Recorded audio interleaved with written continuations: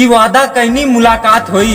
गौर से सुनिए, सही बात है कि वादा कहनी मुलाकात हुई, आज ना तो हुई कुछ दिन बाद में। और ये हमार भाई अब तो केहू और के साथे खुश है, सर्वा हम झूठे मर गई नी उनका याद में।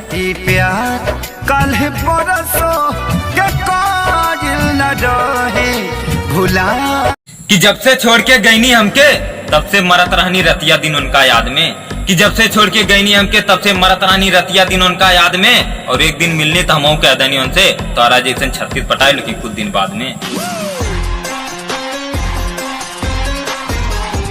कि कमाई तो इतना रहल कि कुल कमाई के पैसा तोहरा प्यार में बोर दहनी हम। कि कमाई तो इतना रहल कि कुल कमाई के पैसा तोहरा प्यार में बोर दहनी हम। और जौने दिन से करेजा छोड़लू हमके, और दिन से हंसल छोड़ देनी हम।